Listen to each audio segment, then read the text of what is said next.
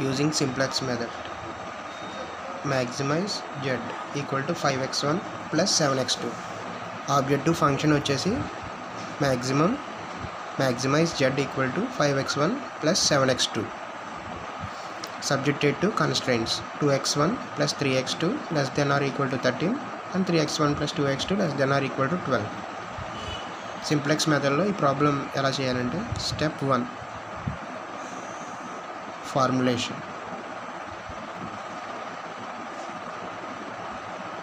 As it is మనకి క్వశ్చన్లో ఏమైతే ఇచ్చారో అవన్నీ ఇక్కడ రాసుకోవాలి. Maximise z equal to 5x1 plus 7x2 subjected to constraints 2x1 plus 3x2 less than or equal to.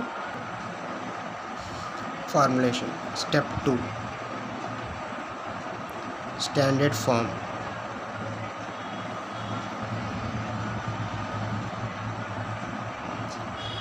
ఇక్కడ మనకి సింప్లెక్స్ మెథడ్లో less than or equal to ఉన్నప్పుడు డైరెక్ట్ దాన్ని ఈక్వల్ టు కింద మార్చాలంటే ప్లస్ s1 కానీ s2 కానీ మనం ఇంటికి యాడ్ చేయాలి. So 2x1 plus 3x2 plus s1 equal to 13, 3x1 plus 2x2 plus s2 12. ఈ s1 అండ్ s2ని మనం స్లాక్ వేరియబుల్స్ అని అంటాం. Less than or equal to వచ్చినప్పుడు మనం స్లాక్ వేరియబుల్స్ని మనం యాడ్ చేయాలి. Greater than or equal to వచ్చినప్పుడు సర్ప్లస్ వేరియబుల్ని సపరేట్ చేసి ఆర్టిఫిషియల్ వేరియబుల్ని మనం యాడ్ చేయాలి. Step 3 design initial basic feasible solution. Design initial basic feasible solution. ఇక్కడ మనకి డెసిషన్ వేరియబుల్స్ x1 అండ్ x2ని మనం 0కి ఈక్వేట్ చేస్తాం. ఈక్వేట్ చేసినప్పుడు constraint equation 2x1 3x2 and 3x1 plus 2x2. 2 into x1 ప్లేస్లో 0 సబ్జెక్ట్ చేయండి ప్లస్ 3 ఇంటూ x2 ప్లేస్లో 0 plus s1 equal to 13, 3x1 x1 ప్లేస్లో 0, 2x2 x2 ప్లేస్లో 0 plus s2 equal to 12. So మనకి ఇందులోంచి s1 equal to 13, s2 equal to 12. ఏవైతే మనకి values వచ్చినాయో వాటిని మనం బేసిక్ వేరియబుల్స్ అంటాం. ఏవైతే మనకి x1 x2 ఈక్వల్ టు 0 ఉన్నాయో దీన్ని నాన్ బేసిక్ వేరియబుల్స్ అని అంటాం. Initial basic feasible solution. ఆ స్టెప్ తర్వాత స్టెప్ 3 తర్వాత మనం చేయాల్సింది ఐటరేషన్ 1. ఇక్కడ b అంటే మనకి basic variables.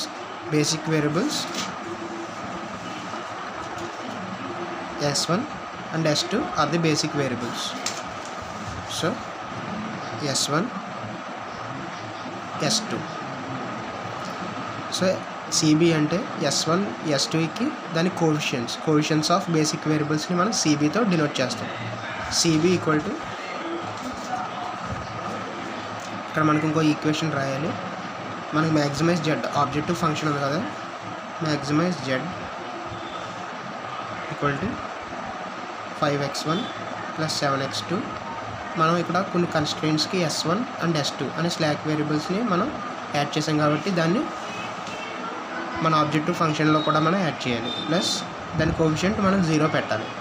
0s1 plus 0s2. ఎందుకంటే స్లాక్ వేరియబుల్స్ మన మెయిన్ ఆబ్జెక్టివ్ ఫంక్షన్ని ఎఫెక్ట్ చేయకూడదు. So s1 and s2 coefficients వచ్చేసి 0 అండ్ 0, 0 0. అండ్ cj వాల్యూస్ వచ్చేసి coefficients of x1 x2 s1 and s2 in objective function. x1 5, x2 7, s1 0, s2 0.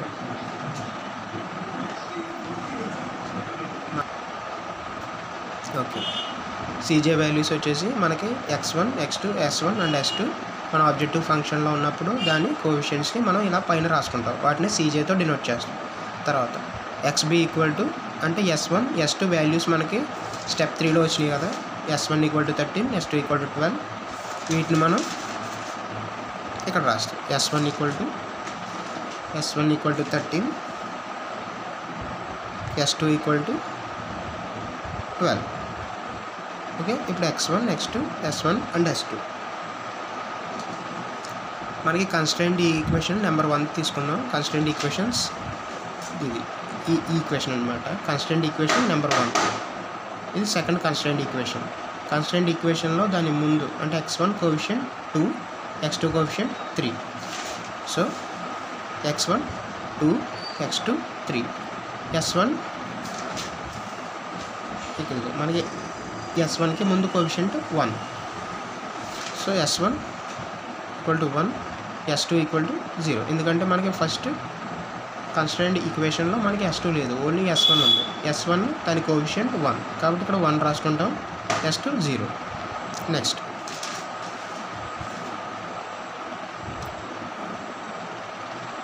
Constraint equation number 2. Constraint equation number 2లో x1 coefficient 3, x2 coefficient 2. మనకి ఇక్కడ S2 ఉంది, S1 లేదు. So 3 2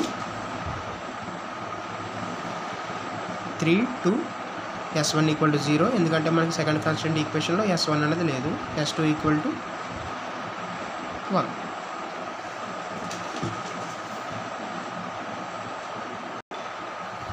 okay, now ZJ values ఏంటంటే CB into XI వాల్యూస్ని మనం ZJ values అంటాం. అవి ఎలాగంటే ఇక్కడ ఫస్ట్ కాలం అండ్ మనం ఏదైతే కాలంలో మనం ZJ వాల్యూస్ ఫైండ్ అవుట్ చేయాలనుకున్నామో ఆ కాలం 0 into 2 plus 0 into 3. So final answer 0.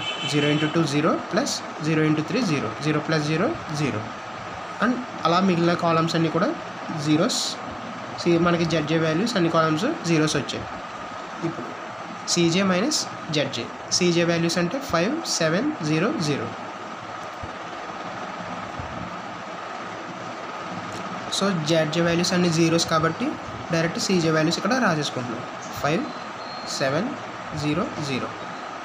ఈ CJ మైనస్ ZJ వాల్యూస్లో మ్యాక్సిమం పాజిటివ్ నెంబర్ని మనం ఫైండ్ అవుట్ చేయాలి. Maximum positive number 7. సో దానికి పైన ఉన్నది మనకి కీ కాలం. ఇప్పుడు మనం కీ రోని ఫైండ్ అవుట్ చేయాలి. కీ రోని ఫైండ్ అవుట్ చేయాలంటే XB/XI. కీ కాలంలో ఉన్న ఎలిమెంట్ని మనం XIతో డినోట్ చేస్తాం. So 13/3 and 12/2. ఇది 6 4.5. సో ఇందులో తక్కువ ఏదైతే వచ్చిందో అదే మన కీ రో. ఈ రెండిట్లకి ఇంటర్సెక్షన్ ఉంది చూడు, కాలంకి రోకి కామన్గా ఉన్న ఎలిమెంట్ని మనం కీ ఎలిమెంట్ అంటాం. సో మనకి ఈ టైట్రేషన్ ఎక్కడితో ఆపాలా లేదని ఎలా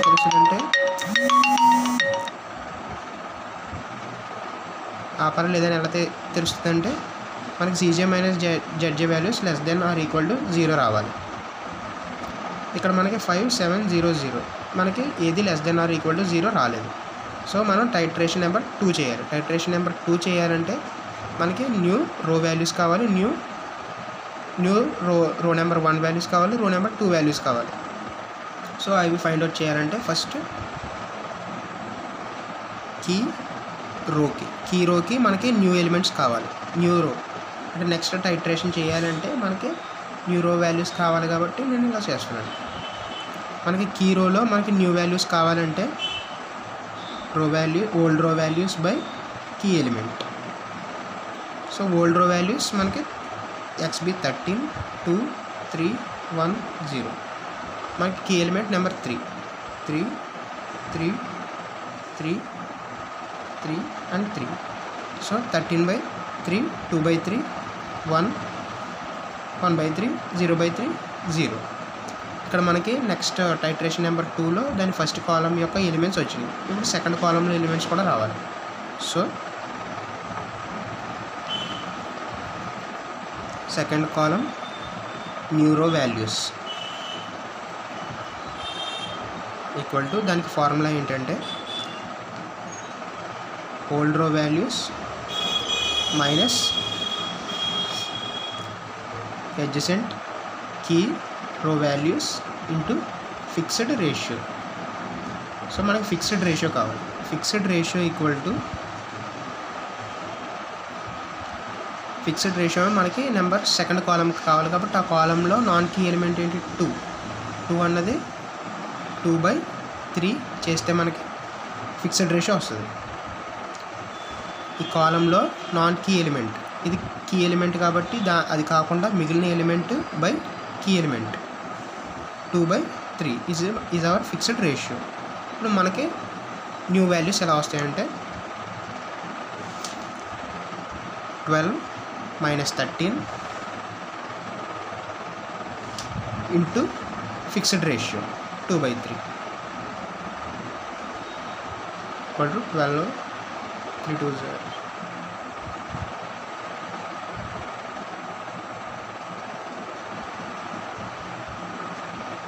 by 3 equal to 10/3. ఓకే, మళ్ళీ చెప్తున్నాను. 12 minus 13 into fixed ratio. 12 minus 13 into fixed ratio. మనకు నెక్స్ట్ కాలం ఎలిమెంట్ వచ్చింది. నెక్స్ట్ ఫర్ ఈ కాలం కూడా చేద్దాం. 3 minus 2 into fixed ratio 2/3. So 3 3 9 minus 4/3 5. Next 5/3. Next iteration number 2. Iteration number 2. ఈ 2 మనకు ఐటరేషన్ నెంబర్ 2లో ఈ ఎలిమెంట్స్ కోసం మనం ఆల్రెడీ చేసాం. 13/3 2/3 1 1/3 0. నెక్స్ట్ ఈ కాలంకు కూడా మనం చేసాం. ఫస్ట్ 10/3, నెక్స్ట్ 5/3, మిగిలినవి కూడా నేను చేస్తే 0 minus 2/3 1 వచ్చాయి. సో ఇప్పుడు ఏం చేయాలంటే సేమ్ మనకు ఐటరేషన్ నెంబర్ 1లో ఏదైతే చేసామో ఇక్కడ కూడా దాన్ని రిపీట్ చేయాలి. First ZJ values. ఇక్కడ మనకి S2 ఎలా వచ్చిందంటే, ఇక్కడ X2 ఎలా వచ్చిందంటే, ఇక్కడ ఈ కాలం ఎక్కడైతే మనకి ఈ XI వాల్యూ ఈ CJ వాల్యూస్ని ఫైండ్ అవుట్ చేయాలి. ఈ కాలం మనకి ఏ ఎలిమెంట్ని అయితే మనకి ఇండికేట్ చేస్తుందో ఆ ఎలిమెంట్ మనకి ఇక్కడ వస్తుంది. ఈ రో ఎక్కడైతే మనకి ఇండికేట్ చేస్తుందో ఇక్కడ. ఈ S1 అనేది లీవింగ్ వేరియబుల్, ఈ X2 అన్నది కమింగ్ వేరియబుల్. సో అందుకే మనం X2 మనం వేసుకున్నాం. ఇక్కడ మనకి S2 వాల్యూ కోఎఫిషియంట్ 0, మనకి X2 7 ఎలా అంటే ఆబ్జెక్టివ్ ఫంక్షన్లో X2 ముందు కోఎఫిషియంట్ మనకి 7. So ZJ values 7 into 2/3 plus 0 into 5/3. So it's 0 term. 7 into 2/3. 7 2s are 14/3. 7 into 1 7/3. 7 into 0 0. These are ZJ values. Now CJ minus ZJ values. CJ 5 minus 14/3 1/3. 7 minus 1 6. 0 minus 7/3. 0 minus 0 0. So ఇక్కడ highest positive value అనేది 6. So ఇది మన key రో. ఇప్పుడు fixed ratio ఎలా అంటే 13/3 divided by 1. 13/3. 10/3 divided by 0. Sorry, ఇక్కడ మనకి జడ్జే value 7 into 1 7. CJ minus ZJ 7 minus 7 0.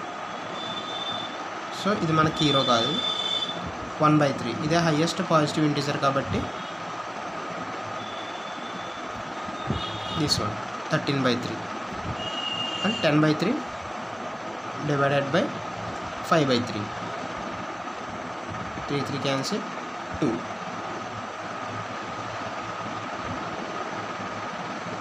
13/3 divided by 2/3. So 3/2. 6.5 అలా వస్తుంది. సో హైయెస్ట్ నెంబర్ ఇది. సో మనకి ఇక్కడ XB/XI వాల్యూ ఆల్వేస్ మనకి లోయెస్ట్ ఉండాలి 2. సో ఇది మన కీ రో. ఇక్కడ మనకి cj minus zj values less than or equal to 0 రాలేదు. సో మనకి less than or equal to 0 వచ్చేంత వరకు మనం ఐటరేషన్ చేస్తూనే ఉండాలి. సో నెక్స్ట్ ఐటరేషన్ చేయాలంటే మళ్ళీ new row values new column values మనం ఫైండ్ అవుట్ చేయాలి. So new key row values first మనకి కీ రోలో ఉన్న వాల్యూస్ నెక్స్ట్ ఐటరేషన్లో ఎలా మారుతాయో ఇప్పుడు చూద్దాం. Key row values 13/3, 2/3, 1, 1/3, 0.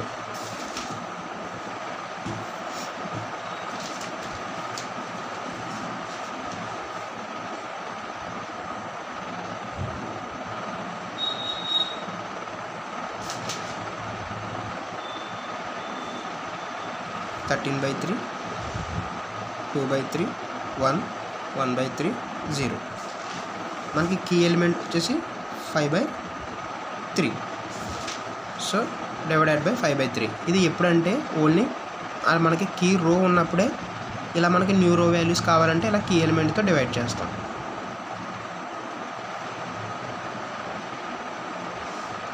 So 13/3 into 3/5, 13/5 new రో వాల్యూ 2/3. సారీ మనకి కీ రో అన్నది second row not first row. So ఇది రాంగ్. మనకి కీ రోని మాత్రమే మనం కీ ఎలిమెంట్తో డివైడ్ చేయాలి. సో మనకి కీ రో ఏంటంటే 10/3, 5/3, 0, -2/3, 1. 10/3 డివైడెడ్ బై 5/3. సో నేను మన కీ రోని ఇలాగా కీ ఎలిమెంట్తో డివైడ్ చేశాను. 10/3 divided by 5/3, 5/3 divided by 5/3, 0, -2/3 divided by 5/3, 1 divided by 5/3. So 1 divided by 5/3. So 10/3 into 3/5. So ఇది 2, ఇది 1, ఇది 0, ఇది -2/5, 3/5. మనకి న్యూరో వాల్యూస్ 2, 1, 0, -25/5, 3/5. మనకి నాన్ కీరో కూడా సేమ్ ఇందాక వేసిన ఫార్ములాతో మనం చేయాలి. నాన్ కీరోకి మనం ఫైండ్ అవుట్ చేయాలంటే first fixed ratio find out చేయాలి. Fixed ratio equal to non key element in the key column, non key element in key column divided by key element. ఈ కీ కాలంలో మనకి non key element 2/3 and key element 5/3. 2/3 divided by 5/3. So 3/5. So 2/5 అన్నది మన fixed ratio. Sample ఒకటి చూద్దాం. So మనకి ఈ రో కావాలంటే 10/3 -13/3, 10/3 -13/3 ఇంటూ ఫిక్స్డ్ రేషియో 2/5. సో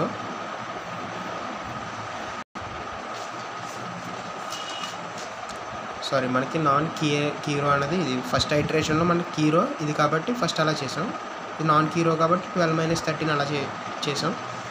ఇప్పుడు నాన్ కీరో అనేది ఇది ఫస్ట్ రో మనకి నాన్ కీరో కాబట్టి 13/3 -10/3 into fixed ratio 13/3 -10/3 into fixed ratio 2/5. So 15.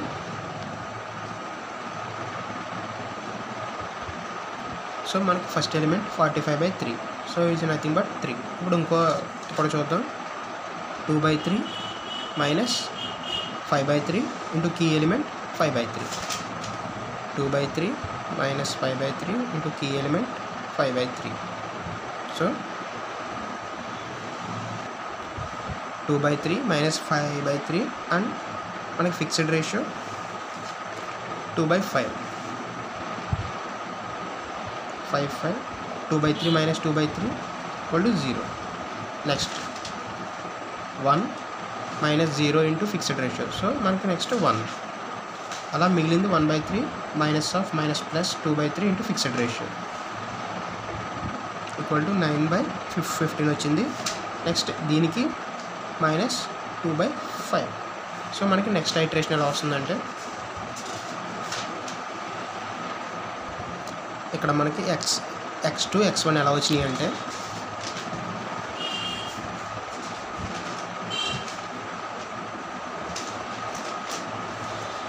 ఇక్కడ మనకి కీ రో అన్నది x1 ఇండికేట్ చేస్తుంది, ఇది s2. సో x1 అన్నది ఇక్కడ s2 ప్లేస్లోకి వస్తుంది, s2 అన్నది లీవింగ్ వేరియబుల్ అవుతుంది. సో ఇక్కడ మనం అందుకే ఇక్కడ x2 అనేది రాసుకున్నాం. సో ఇక్కడ x1 అనేది రాసుకున్నాం ఎందుకంటే ఇక్కడ x1 ఉంది. ఈ x1 ఈ కీ రో అన్నది x1 దగ్గర ఉంది కాబట్టి x1 ఈ s2 ప్లేస్లో రాసుకుంటాం, s2 అన్నది లీవింగ్ వేరియబుల్. సో రాసుకున్నాం. Coefficients of x2 and x1 మనకి ఆబ్జెక్టివ్ ఫంక్షన్ స్టార్టింగ్లో ఆబ్జెక్టివ్ ఫంక్షన్ దాని యొక్క x1 x2 కోఎఫిషియంట్స్. x2 వచ్చి 7 5, x2 వాల్యూస్ వచ్చేసి మనకి న్యూ రో వాల్యూస్ 2 1 0 -2/5 3/5, 2 1 0 -2/5 3/5. మనం నెక్స్ట్ ఫైండ్ అవుట్ చేసి నాన్ కీ ఎలిమెంట్స్కి ఇక్కడ మనం ఫైండ్ అవుట్ చేసాం కదా 3 0 1 9/15 అవన్నీ ఇక్కడ రాసుకుంటాం. 3 0 1 9/15 -2/5. CJ వాల్యూస్ అంటే 7 × 0 + 5 × 1. సో 5. 7 × 1 + 5 × 0 7. 7 × 9/15 -2/5 5 అంటే 7 × 9/15 -5 × -2/5 5 × -2/5. So 7 × 9/15 + 5 cancel 2. సో ఇది మనకు వచ్చేసి 33/15 = 1/5. అలా మనకి CJ - ZJ values. CJ - ZJ values వచ్చేసి 5 - 5 0, 7 - 7 0, -33/15 0 -33/15 0 -5/15. సో మనకు ఆబ్జెక్టివ్ ఫంక్షన్కి సాటిస్ఫై చేసిందనమాట. CJ - ZJ వాల్యూస్ <= 0 వచ్చాయి. సో మనకి మ్యాక్సిమైజ్ Z కావాలంటే జస్ట్ 7 × 3 + 5 × 2 7 × 3 + 5 × 2 7 3 21 + 10. సో 31 అన్నది మన మ్యాక్సిమైజ్ Z వాల్యూ.